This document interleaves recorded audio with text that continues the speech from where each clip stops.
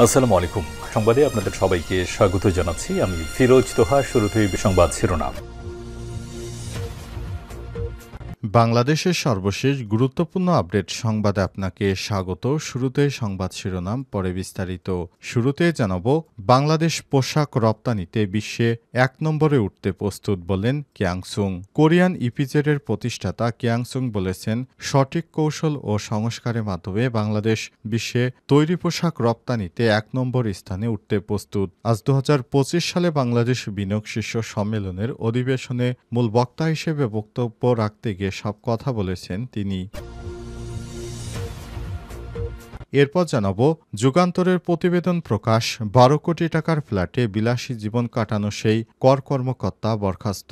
রাজধানীর বাড়িধারায় কূটনৈতিক জোনে ১২ কোটি টাকার ফ্ল্যাট কিনে বিলাসী জীবনযাপন করা জাতীয় রাজস্ব বোর্ড এনবিআরের সেই কর্মকর্তা শাহ মোহাম্মদ মারুফকে চাকুরি থেকে সাময়িক বরখাস্ত করা হয়েছে। এদিকে গুলি ছুড়ে ছিনতাই করা ২ ট্রলার উদ্ধার, নেপথ্যে যা ঘটল। চাঁদার জন্য গুলি ছুড়ে যাত্রী পারাপারে ছিনিয়ে নেওয়া ২টি ট্রলার উদ্ধার করা হয়েছে। সাভারের ছাত্রদল ও যুবদল নেতার বিরোধের জের ধরে এই ঘটনা ঘটেছে। এ সময় বিএনপির ছাত্রদল নেতা গুলি ছুড়ে ট্রলার দুটি ছিনিয়ে নেয়। জানাবো, স্বর্ণের দামে নতুন রেকর্ড, ভরি ১,৫৯,০০০ টাকা। ৪ দফা বেড়ে একবার কমার পর দেশে ফের স্বর্ণের দাম আবারও বেড়েছে। এখন থেকে ২২ ক্যারেটের এক ভরি স্বর্ণের দাম ১,৫৯,০২৭ টাকা। এদিকে এবার সেই ক্রিম আপা গ্রেপ্তার।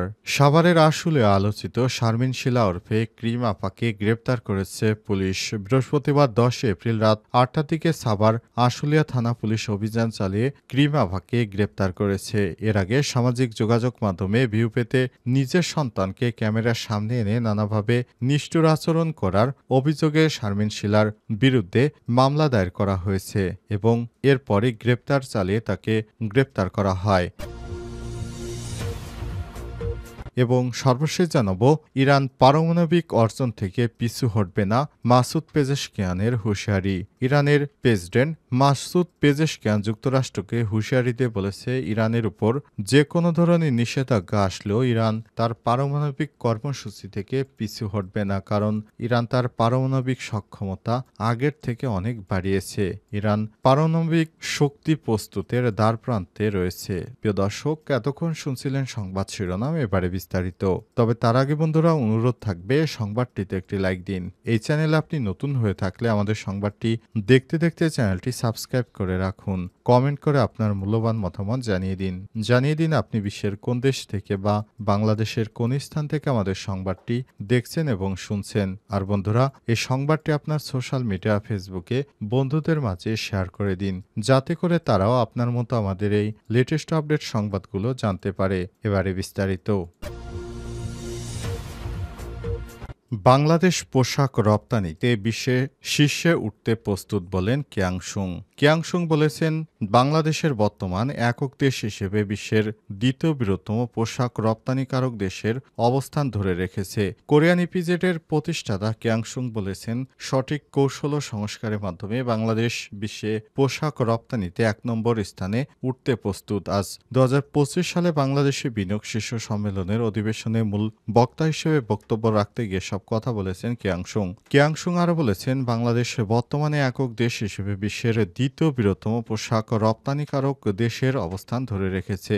রাজধানীর একটি হোটেলে টেক্সটাইল ও পোশাক বিষয়ক অধিবেশনে বিনিয়োগকারীদের দৃষ্টিকোণ থেকে এগিয়ে যাচ্ছে বাংলাদেশ শীর্ষক একটি অধিবেশন উপস্থাপন করেন তিনি আরও বলেন, শীর্ষস্থান অধিকারের লক্ষ্য অর্জনের জন্য বাংলাদেশকে প্রযুক্তি ব্যবহারের বৃদ্ধি, শ্রমিকদের দক্ষতা উন্নয়ন ও হাতে তৈরি সুতার জন্য নিজস্ব উৎপাদন সুবিধা স্থাপন করতে হবে। তিনি নীতি সহায়তার গুরুত্ব ও বিপুল সংখ্যক বন্ডেড গুদামের প্রয়োজনীয়তার কথা উল্লেখ করে ধরেছেন। কিয়াংসুং আরও বলেছেন, এগুলো কাঁচামাল দ্রুত প্রাপ্তি নিশ্চিত করে, যার ফলে নির্মাতারা কারো দক্ষতার সঙ্গে পণ্য উৎপাদন ও রপ্তানি করতে পারবেন। সাম্প্রতিক বাণিজ্য উন্নয়নের বিষয়ে তিনি বলেন, ট্রাম্প যুগের শুল্ক নীতি ৩ মাসে স্থগিতে দেশ কিছুটা স্বস্তি এনেছে। এই বিষয়ে বাংলাদেশ সরকার সক্রিয় পদক্ষেপ অত্যন্ত প্রশংসনীয়। ভবিষ্যতের দিকে তাকিয়ে তিনি মূল্য সংযোজন উৎপাদনের প্রয়োজনীয়তার উপর জোর দেন।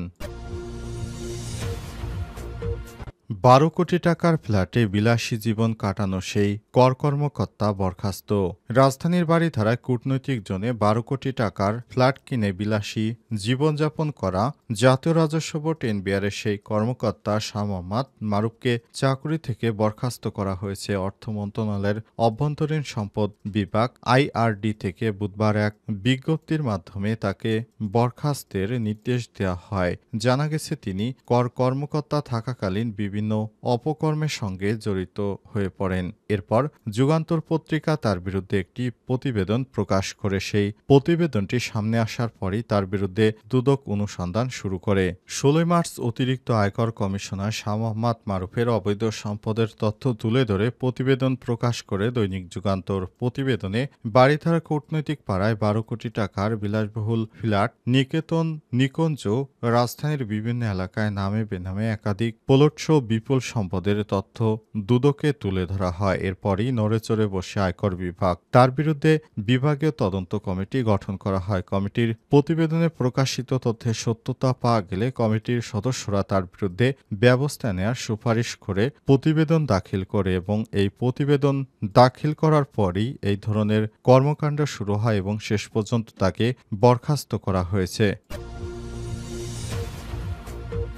গুলি ছুড়ে ছিনতাই করা ২ ট্রলার উদ্ধার নেপথ্যে যা ঘটল।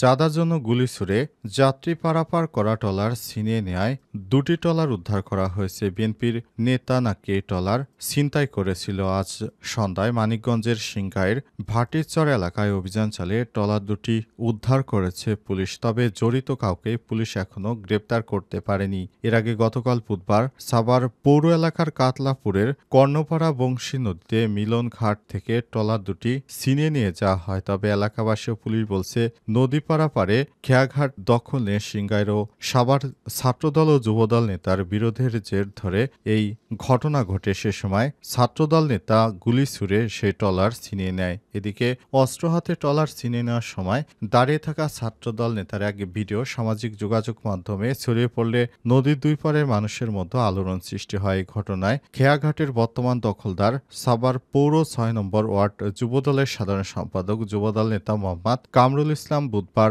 রাতে সাভার মডেল থানায় একটি লিখিত অভিযোগ দায়ের করেছেন। পুলিশ গতকাল অভিযোগটি মামলা হিসেবে নথিভুক্ত করেছে। মামলার এজাহারে কামরুল ইসলাম উল্লেখ করেছেন দীর্ঘদিন ধরে সাভারের কাতলাপুরের কর্ণপাড়া মিলন ঘাটটি তিনি পরিচালনা করছেন। কিছুদিন ধরে মানিকগঞ্জের সিংগাইর থানার ফুডনগর মোল্লাপাড়ার অন্তর ২৬ মোর্শেদ ২৫ মোশারে পাটাস হৃদয় ২৫ রনি খানসো ৪২ অজ্ঞাত ১০ থেকে ১২ জন ঘাট পরিচালনায় বাধা দিলে ৫ লক্ষ টাকা চাঁদা দাবি করে। কিন্তু ওই ঘাটের মাঝে টাকা না দেয় বিএনপি নেতা অস্ত্র উঁচিয়ে গুলি করতে করতে দুটি ট্রলার ছিনতাই করে নিয়ে যায়। এরপর পুলিশের কাছে অভিযোগ দায়েরের পর আজ পুলিশ মানিকগঞ্জ থেকে ট্রলার দুটিকে উদ্ধার করেছে। তবে এই ঘটনায় এখনও কাউকে গ্রেপ্তার করা হয়নি।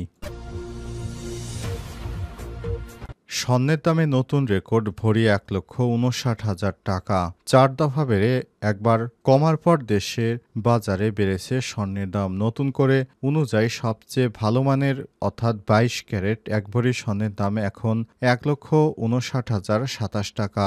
এ দফায় ভরি প্রতি দাম বেড়েছে ২,৪০৪ টাকা। বৃহস্পতিবার ১০ এপ্রিল রাতে এক সংবাদ বিজ্ঞপ্তিতে স্বর্ণের দাম বৃদ্ধির কথা জানিয়েছে Bangladesh jewellers association BAJUS.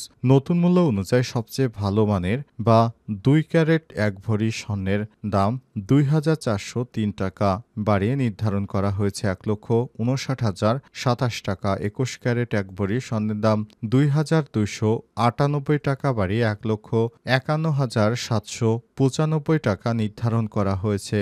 ১৮ carat ১ ভরি স্বর্ণের দাম ১,৯৭১ টাকা বাড়িয়ে ১,৩০,১১২ টাকা নির্ধারণ করা হয়েছে। এছাড়াও সনাতন পদ্ধতিতে ১ ভরি স্বর্ণের দাম ১,৬৮০ টাকা বাড়িয়ে ১,০৭,৩ 344 টাকা নির্ধারণ করা হয়েছে। স্বর্ণের দাম বাড়ানো হলেও অপরিবর্তিত রয়েছে রূপার দাম। এবছর স্বর্ণের দাম এক এক করে বাড়ছেই। মাঝে মাঝে দু একবার স্বর্ণের দাম কমার পর দফায় দফায় স্বর্ণের দাম বাড়ছে। তবে জুয়েলারি অ্যাসোসিয়েশন থেকে এখনো কোনো সুনির্দিষ্ট করে বলা হয়নি স্বর্ণের দাম আরও বাড়বে কি কমবে।